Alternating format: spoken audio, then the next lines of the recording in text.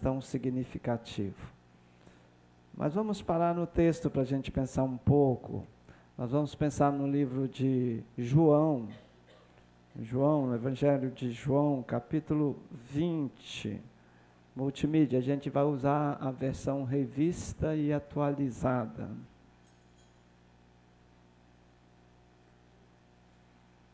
João capítulo 20,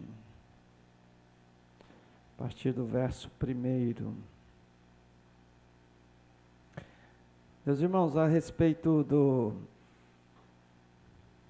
da divulgação do Ifoco News, pastor Félix divulgou sobre a nossa vigília no dia 14, só lembrando que dia 14 já é sexta-feira que vem. E nossa proposta, como a última vigília a gente ficou muito desejoso de continuar, a nossa proposta é ultrapassar um pouco a meia-noite. Quem sabe a gente ir até as 2 horas, mais ou menos. Mas a gente vai deixar aberto para que você que de repente vai levantar cedo e tal, e precisa sair mais cedo, não tem problema. Pode sair à meia-noite, mas a gente quer chegar, quer ir crescendo, momentos tão extraordinários na presença do Senhor que a gente quer ficar um pouquinho mais. Desejamos que seja um dia bem especial na minha e na sua vida. Amém? Vamos ler até o verso 29, e a palavra diz assim: No primeiro dia da semana, Maria Madalena foi ao sepulcro de madrugada, sendo ainda escuro, e viu que a pedra estava revolvida. Então correu e foi ter com Simão Pedro e com o outro discípulo a quem Jesus amava, e disse-lhes: Tiraram do sepulcro o Senhor e não sabemos onde puseram. Saiu, pois, Pedro e o outro discípulo e foram ao sepulcro. Ambos corriam juntos, mas o outro discípulo correu mais depressa do que Pedro e chegou primeiro ao sepulcro.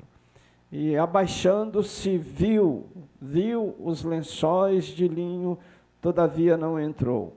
Então Simão Pedro, seguindo, e chegou, entrou no sepulcro, e também ele viu os lençóis.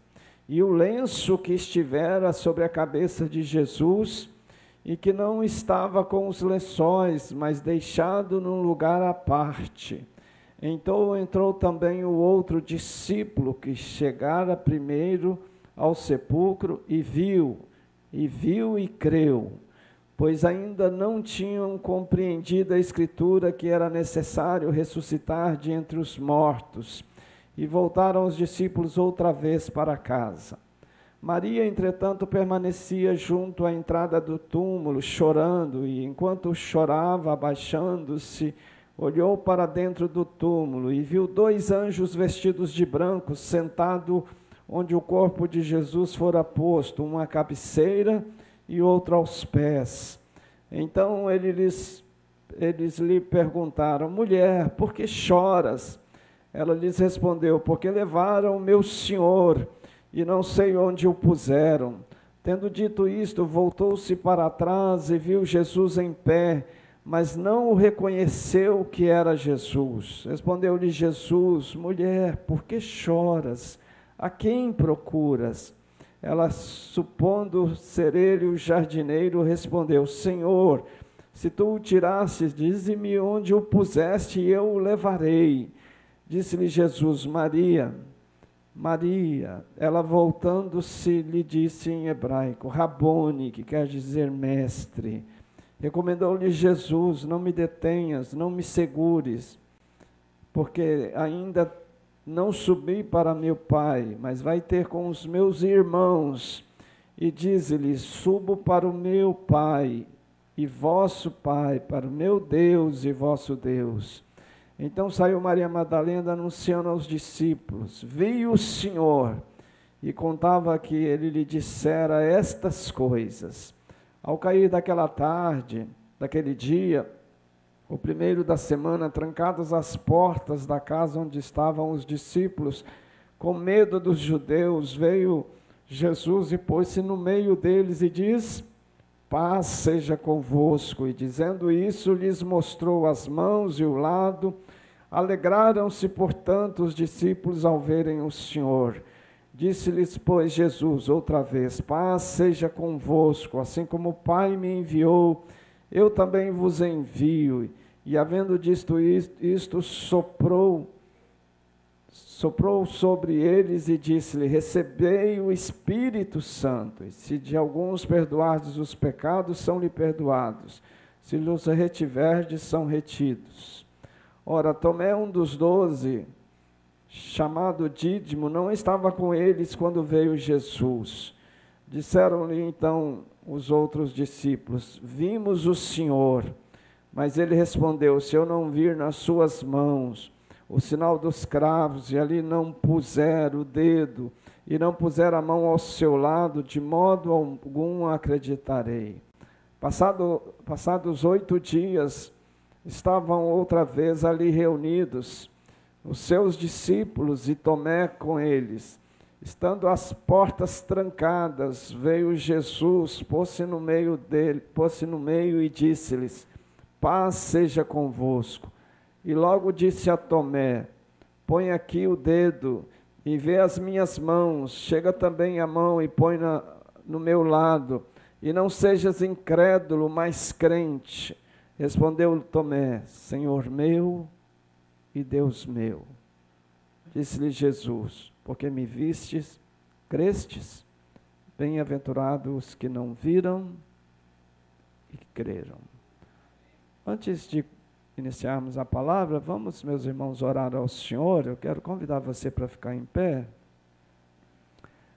para agradecermos por este dia tão extraordinário, mas também queremos interceder por alguns irmãos que normalmente estariam aqui conosco e não estão por causa de enfermidades em sua casa.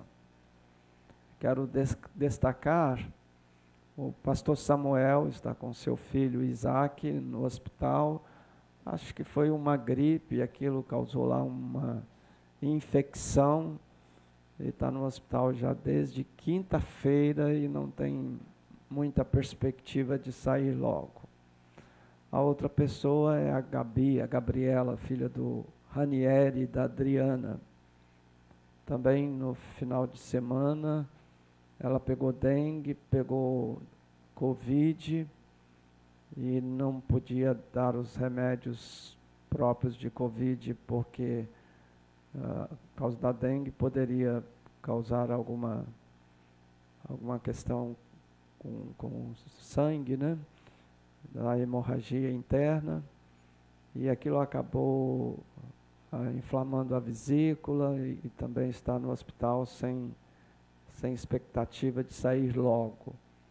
Além das pessoas que nós já conhecemos, pessoas que nós amamos e fazem parte das nossas orações. Vamos orar ao Senhor. Senhor, Tu és o Deus de toda glória, Tu és o Deus da ressurreição.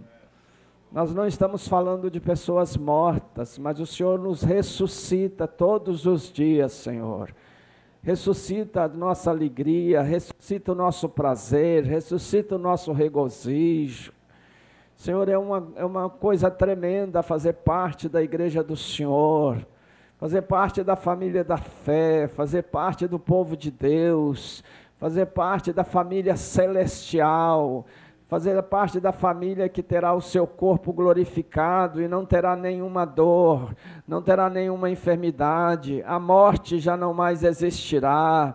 Mas, Senhor, enquanto no corpo temos sofrido, muitos de nós têm sofrido, e nós pedimos a Tua graça e a Tua misericórdia sobre todos, a irmã Lígia, a irmã Thelma, o irmão Sérgio, são pessoas que fazem parte de nossa menção contínua, outros irmãos que são ligados às células, fazem parte de menção contínua, Tu os conheces, e nós queremos em nome de Jesus, meu Pai, desce dos céus com Tua mão curadora, visite ali o hospital onde está o Isaac, visita o hospital onde está a Gabi, a Gabriela, Senhor Deus, e cura aquelas vidas, Senhor, envia o anjo de cura, envia Jeová Rafá, o Deus que sara, Senhor Deus, e nós repreendemos esta enfermidade sobre eles, este mal sobre eles, esta doença sobre eles. Tu levaste na cruz, Senhor. Esta sexta-feira tem um grande significado, porque a Tua palavra diz em Isaías 53 que o Senhor levou sobre a cruz as nossas dores, as nossas enfermidades, as nossas doenças físicas, emocionais, psicológicas, estão lá na cruz, e nós queremos rejeitar essas enfermidades em nosso meio e proclamar vitória, ressurreição de cada célula da vida dos teus servos, no poderoso nome de Jesus. Já te louvamos e te bendizemos no nome de Jesus. Amém e amém. Senta, meu irmão, dando graças ao Senhor. Já deu uma olhadinha lá para a mesa? Que bonito, né? Amém. Meus irmãos, algumas pessoas foram chegando e foram convidados a assinar uma folha lá que está com os diáconos, e alguns, na verdade, as pessoas não estavam sabendo, mas a igreja está tentando organizar o funcionamento das nossas congregações, especialmente a de Campo Verde e a de São José do Calçado. Hoje todo mundo faz movimentação com Pix e eles utilizam o CNPJ da igreja aqui. Então todo o recebimento que eles recebem de dízimos e ofertas, em vez de cair numa conta deles, cai aqui na conta da igreja, e às vezes a igreja não consegue distinguir de onde é esta fonte. Daí eles têm sido prejudicados e têm nos pedido que nós ajudássemos para que eles tivessem conta bancária, mas como eles não são igreja independente, eles não podem ter conta bancária. Então surgiu a ideia de fazermos como se fosse uma filial. Eles terão o nosso CNPJ, mas aqueles 2 últimos números, que é o número de controle, serão diferentes. Então eles vão poder abrir a conta como se fosse uma filial e ter todos os recursos ali à disposição deles. A igreja acompanha as contas das congregações mensalmente, eles são fiéis na prestação de contas. E o fato de eles terem o CNPJ não significa que eles vão ficar independentes. Eles continuam sob os cuidados da igreja, mas a igreja também não precisa da receita deles. Eles têm sonhos com a receita deles. E a igreja dá liberdade para eles investirem em seus sonhos com a receita. A igreja apenas acompanha, dá sustento pastoral e dá todo o apoio para que eles funcionem. Então, pode assinar essa folha aí sem medo, porque é bênção para as nossas congregações. Amém? Então, voltando para o nosso Deus, o nosso texto, para o dia da ressurreição, para esse final de semana, a gente não cansa de falar, quando se fala em Páscoa, há uma perversão muito grande em função da influência secular em nosso meio, não é verdade? Então a gente já falou, a gente divulga no boletim esta coisa da Páscoa ser envolvida com coelho, com chocolate, com ovos e tantas coisas que não tem absolutamente nada a ver com a Páscoa. Outros trazem uma ligeira confusão com a própria conceituação bíblica de Páscoa. Páscoa é uma festa judaica. Os judeus têm algumas festas, e especialmente 3 delas são assim, são obrigatórias, até os dias de hoje elas são celebradas. Uma delas é a Páscoa, a outra é o Pentecoste, a outra é a festa dos tabernáculos.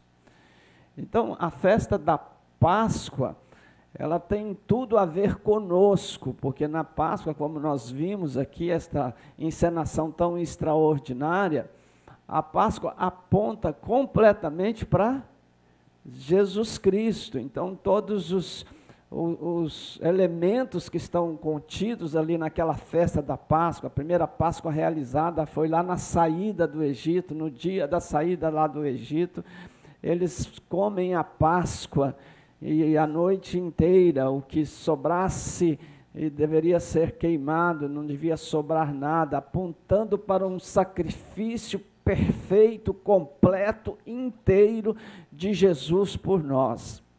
Então, quando hoje nós celebramos a nossa Páscoa é morte e ressurreição de Jesus. É o que nós cantamos aqui, é o que nós vimos na nossa encenação tão linda, curta, porém tão linda. A desvirtuação da Páscoa, ela continua. Ontem eu estava pensando, agora há pouco eu estava pensando, na sexta-feira da Paixão, o que mais se come? Torta, peixe, e tudo isso de alguma forma tenta tirar da nossa mente qual é o foco celebrativo, qual é o valor da Páscoa. E a Páscoa tem tudo a ver, meus irmãos, com Jesus Cristo, e é sobre esta mensagem gloriosa da cruz, da ressurreição de Jesus, é que nós queremos pensar. Quais são os ensinos que nós vamos encontrar nas Escrituras sagradas a respeito da Páscoa, da ressurreição, da morte de Jesus, especialmente da ressurreição, que é esta manhã que nós celebramos. Para a igreja cristã, a igreja de Jesus, a igreja cristã é a única que celebra a Páscoa. E Paulo, escrevendo aos Coríntios, parece que falsos mestres estavam lá confundindo a respeito da ressurreição, tentando aceitar argumentações que houve no início, que o corpo foi roubado.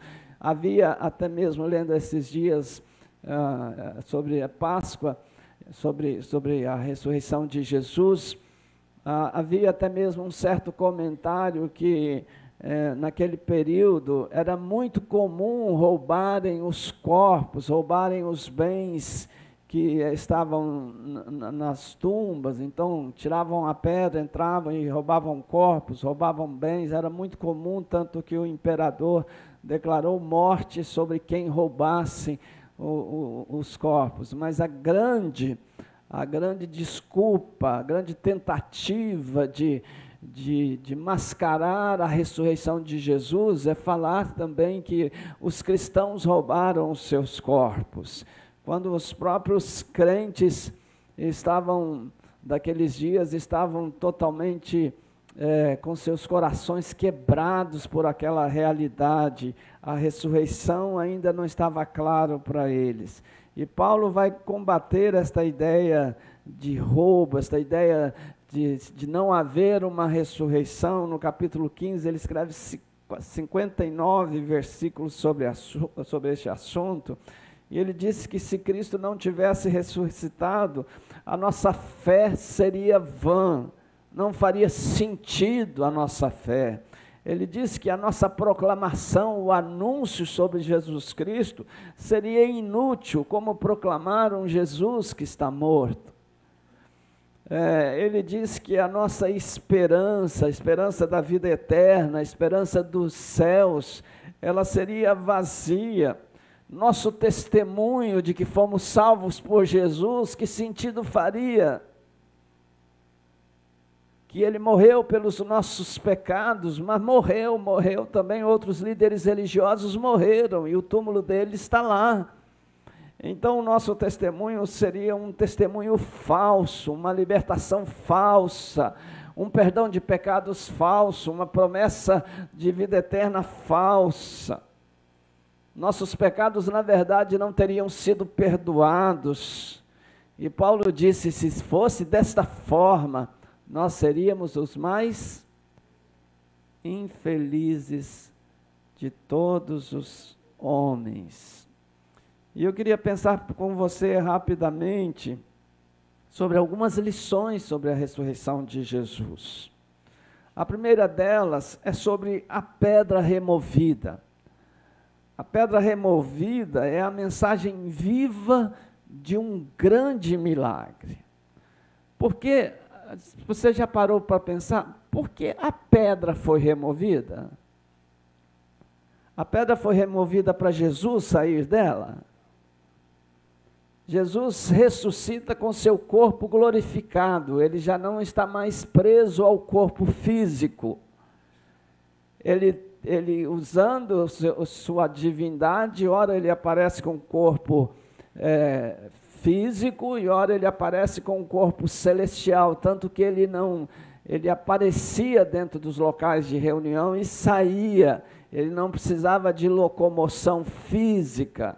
Então Jesus está com o seu corpo glorificado, e daí ele não precisaria de que alguém abrisse, não precisaria que anjos fossem lá e abrisse para que ele saísse. Ele saiu antes, mas alguém precisava de saber que aquele túmulo estava vazio, precisaria de confirmação de que aquele túmulo estava vazio. E você sabe quem precisava saber? Primeiro, nós os crentes precisaríamos saber disso, ter certeza disso, ter comprovação. Mas Roma também precisava saber disso, porque ela precisava perder os religiosos que influenciaram o governo de Roma. Note que havia lá uma pedra enorme, uma pedra selada com o anel do governo romano, de uma autoridade, de um governador romano. E o que acontece quando naquele momento há um tremor de terra, os anjos aparecem, os soldados que estão ali, os guardas que estão ali, eles ficam apavorados, eles caem assustados, eles ficam desesperados. Naquele momento, cai-se a autoridade romana, que é incapaz de segurar um ato sobrenatural que está acontecendo e rompendo com uma pedra. Não é Jesus que está ressuscitando, é uma pedra que está rompendo para demonstrar que o túmulo está vazio. O Império Romano está neste momento sendo confrontado tremendamente com todo o seu poder, com toda a sua autoridade, com toda a sua austeridade de governo. Este selo que foi colocado, ele era irrompível, não podia quebrar um selo, era um crime, era condenação, e o selo foi rompido, a autoridade romana perdeu, foi derrotada, o selo não prevaleceu, porque Jesus não estava mais lá, e era preciso que o próprio império soubesse disso. Mas quem mais precisava saber disto eram os seguidores de Jesus.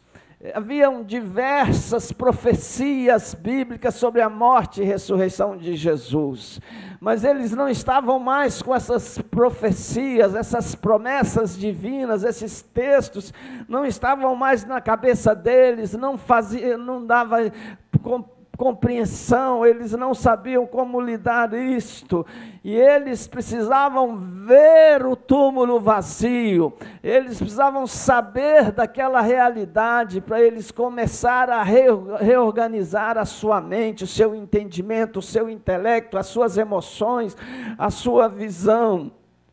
O túmulo vazio permite que as mulheres vão ao templo e os anjos lhe anunciam: ele não está mais aqui, mas ressuscitou. Tanto Mateus, quanto Marcos, quanto Lucas, eles usam essa expressão: eles não estão mais aqui, ele ressuscitou. Aliás, uma grande pedra é retirada da história da igreja do Senhor Jesus a respeito das mulheres. Você sabe que as mulheres nos tempos antigos, quanto mais o tempo antigo menos as mulheres têm valor. E Jesus chega dando um valor às mulheres. Você se lembra de alguns momentos onde as mulheres são valorizadas por Jesus? Jesus tem algumas mulheres que acompanham os discípulos, que acompanham Jesus, e estas mulheres fazem parte daqueles que sustentam o ministério de Jesus. Jesus teve carinho especial para com algumas mulheres, e aí a gente pode citar a própria Maria Madalena, que é mencionada aqui. Todos os evangelhos Mateus, Marcos e Lucas fazem menção das mulheres, e Maria Madalena está entre as mulheres. Aqui em João, João se dedica à experiência única que Maria Madalena teve com Jesus, e foca nela. Mas quando Maria Madalena se converte, Jesus tem um carinho especial por esta mulher, como tem pela mulher samaritana. Jesus olha para as mulheres com misericórdia, como aquela mulher que é apanhada em adultério. Todos querem matá-la, mas e o adúltero? Onde estava o adúltero? Quem pegou a mulher em adultério deveria ter pegado o adúltero também. As mulheres não tinham espaço, Jesus tem. Jesus tem um grande amigo chamado Lázaro, e este grande amigo tem duas irmãs, chamadas Maria e Marta. Jesus tem uma relação de amor, de carinho, é uma família para ele. Ele se hospeda na casa de Maria e de Marta. Jesus ensina a Marta que melhor é estar assentado e ouvi-lo do que correr atrás das atividades. Jesus quebra tira uma grande pedra que escondia, que abafava as mulheres. E neste caso aqui, queridos, são as mulheres as primeiras a chegar, e são as mulheres as primeiras a receberem a notícia. Os anjos falam com elas, depois Jesus aparece para ela e diz a Pedro e aos demais irmãos que eu vou me encontrar com eles lá no monte onde combinado, na Galileia. Então as mulheres estão recheadas de grande proteção, de grande valorização. A pedra a respeito da liberdade que as mulheres têm de adorar, de cultuar, de receber revelação como os homens, está totalmente rompida, e mulheres podem dar glória a Deus, porque eu e você, homens e mulheres, são iguais diante do Senhor Jesus no Novo Testamento. Isto é uma grande bênção, isto é poderoso, isto é maravilhoso. Mas esta pedra removida também, irmãos, traz permite aspectos bem claros que ajudam os discípulos a discernirem determinadas coisas. Olhe comigo no capítulo 20, eu fiz menção sobre o verbo ver, nos versos 5, diz assim: abaixando-se, viu os lençóis de linho, todavia não entrou. O verso 6 diz: então Simão Pedro, seguindo, chegou e entrou no sepulcro. Ele também viu os lençóis. E no verso 8 diz: então entrou também o outro discípulo que chegara primeiro ao sepulcro e viu e creu. A língua grega ela tem uma riqueza de ter várias palavras com uma ideia, mas que cada uma tem um significado diferente. Por exemplo, o viu aqui, do verso 5, abaixando-se, viu os lençóis de linho. Este viu aqui é uma olhada rápida. Viu assim, deu aquela visualizada rápida. O viu do verso 6, Simão Pedro, seguindo, entrou no sepulcro e ele também viu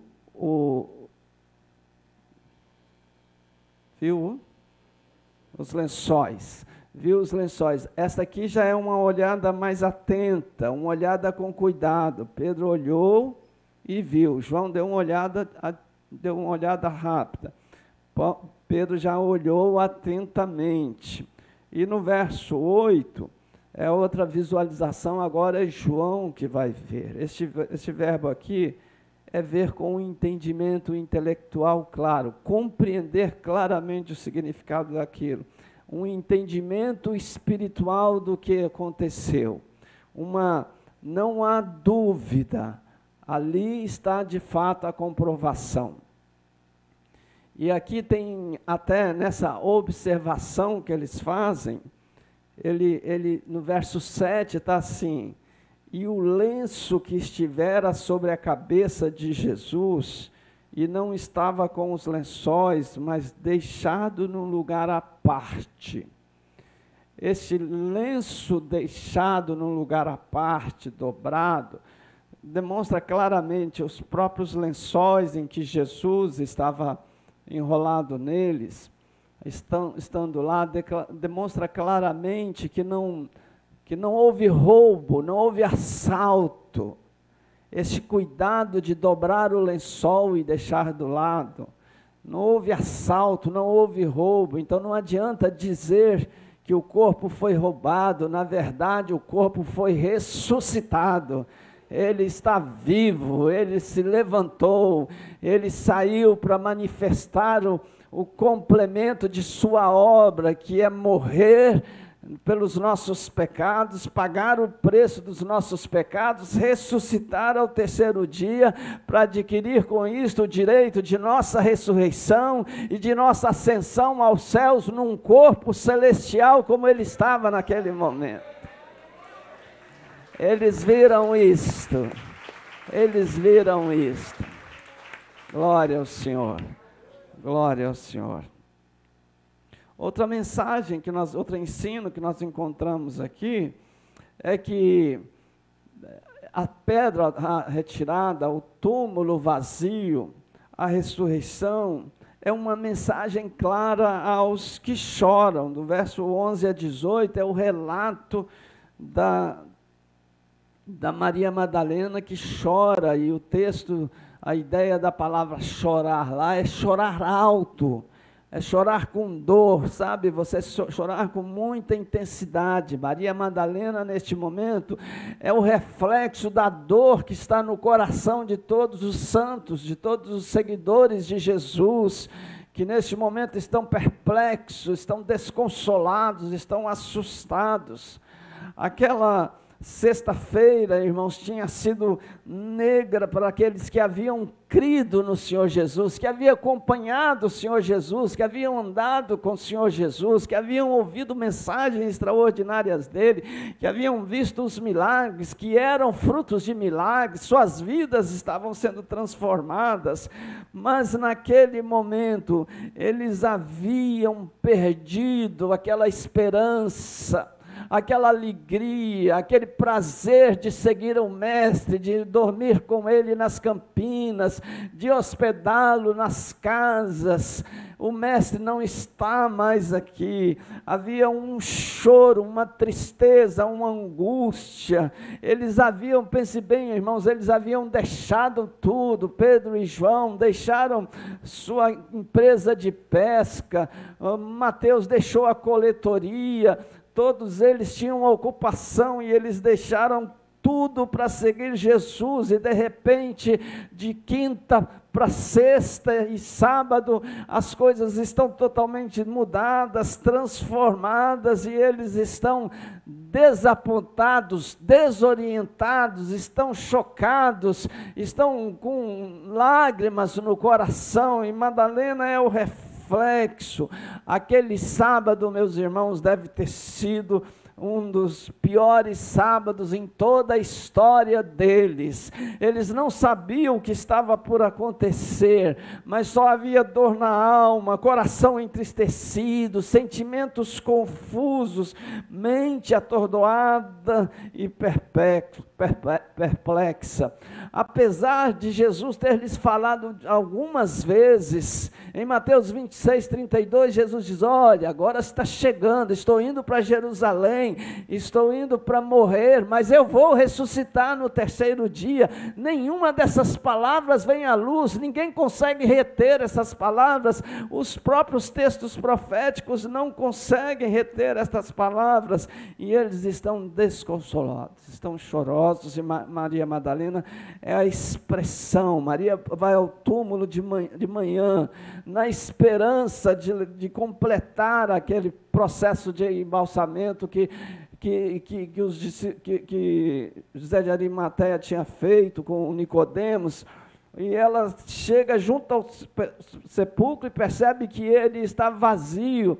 Em vez de ela parar e pensar e refletir, ela só tem uma coisa na cabeça, ela tem que o corpo foi roubado.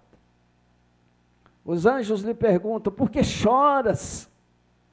Ela diz, alguém levou o corpo, vocês levaram o corpo, me diga para onde o levaram. Ela quer ver Jesus, ela é apaixonada espiritualmente por Jesus. E o próprio Jesus aparece para ela, e Jesus está de costas, ela está de costas para Jesus, e Jesus pergunta, por que choras, Maria?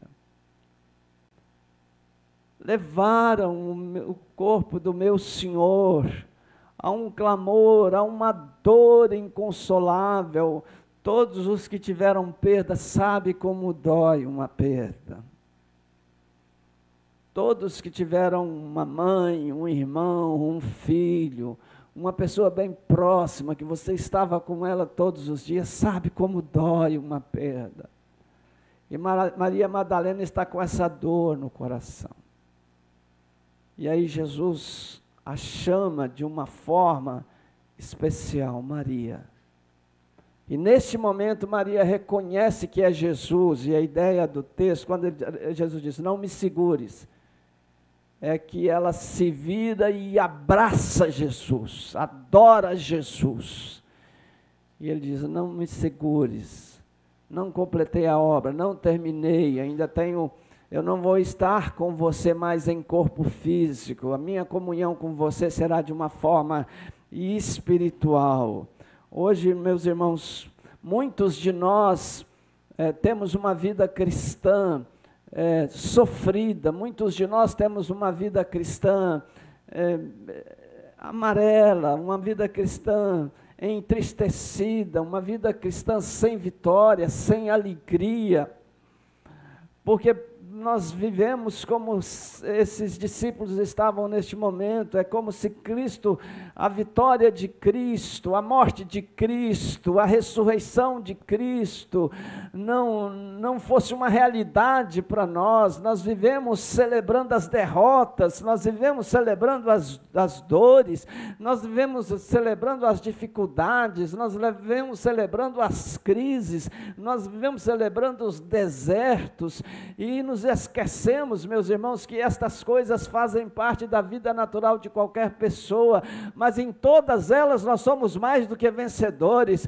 e os nossos olhos precisam estar olhando para aquilo que nós não podemos perder de vista, que é Cristo, a esperança da glória, Cristo em nós, Cristo em você. A vida vitoriosa, ela é presente não em função de ter ou não dificuldades, é presente em função daquilo que nós somos em Cristo. Nós governamos nas regiões celestiais com Cristo Jesus, nós estaremos com Cristo nos céus.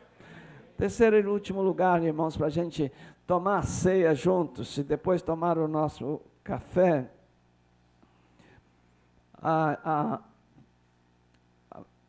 pedra retirada é uma mensagem de vitória para os amedrontados. Não é só para os que choram, é para os que estão com medo.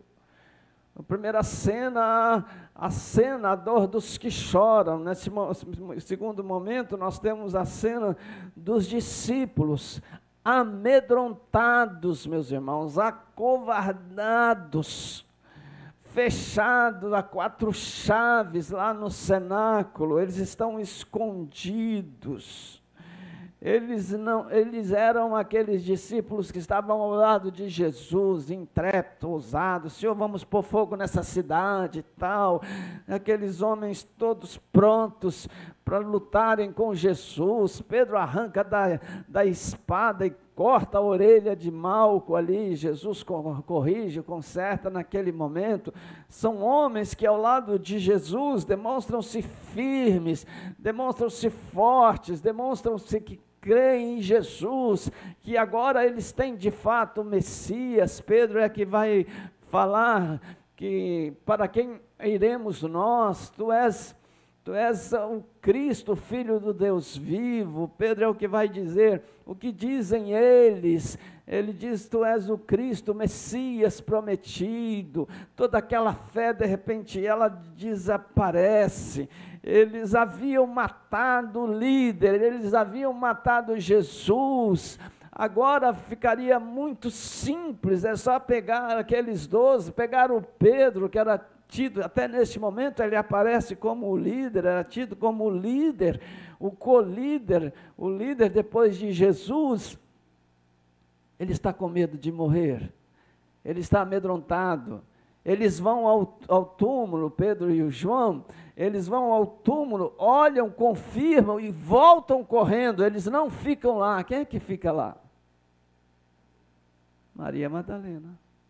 Eles não ficam lá, eles estão amedrontados, eles estão assustados. Esses homens afirmaram estar prontos para morrer, eles afirmaram que estariam prontos para enfrentar qualquer situação com Jesus, mas a realidade chegou e eles não estavam assim tão preparados. Eles estavam amedrontados. Apesar de todo este processo de ir lá no sepulcro, de ver o túmulo vazio, de ter aquela observação que Pedro e João tiveram, não há registro que os demais discípulos foram lá. Você já parou para pensar nisso? Não foram lá. Não foram lá ver, confirmar os lençóis e tudo mais. Só Pedro e João foram lá. E Jesus começa um processo de desembotamento da mente daqueles homens. Naquela mesma tarde, Jesus aparece a eles.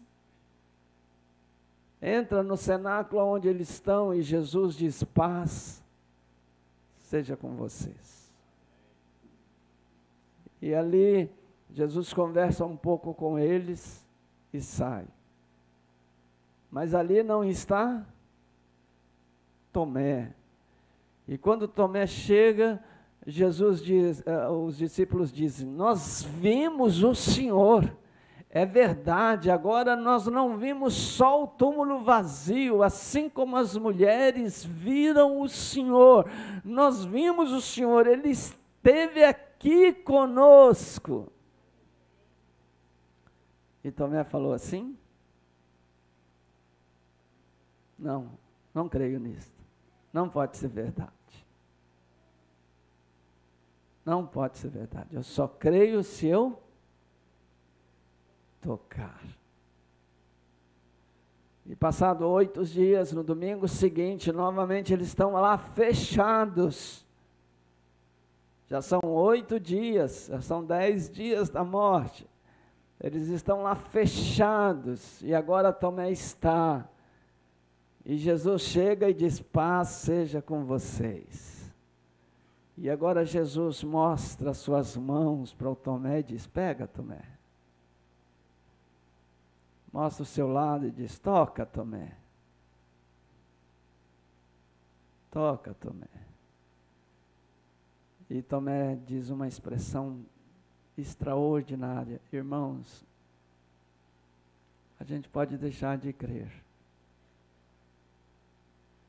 A gente pode perder a fé por um momento. A gente pode fracassar. A gente pode pecar. A gente pode até pensar em chutar o pau da barraca. Mas existe um momento que a gente pode voltar ao lugar inicial, mas de uma forma muito poderosa.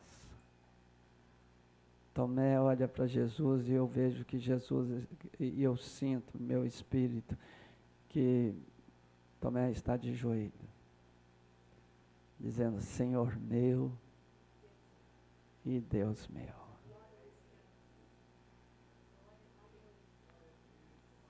Quantos momentos difíceis nós passamos, irmãos, que nós perdemos a fé, que a resposta não vem, que nós esperamos que precisa ser resolvido amanhã, e o amanhã vem e a solução não vem, e a gente perde a fé, e a gente age na carne, e a gente toma as decisões, e aí que a gente tomou as decisões, a gente ora para que Jesus abençoe a nossa decisão. Mas há um momento que a revelação de Jesus, o Espírito Santo toca em nós. E nós dizemos, Senhor meu e Deus meu, eu não sou nada sem o Senhor. Eu não sou nada sem o Senhor. Eu preciso do Senhor. Eu preciso de Jesus. Eu preciso deste meu Senhor. Meus irmãos, quando Jesus realizou o seu ministério, durante os 3 anos que ele realizou o seu ministério, ele chamou os seus seguidores de alguns nomes. Vocês se lembram de alguns nomes que Jesus chamou os seus seguidores?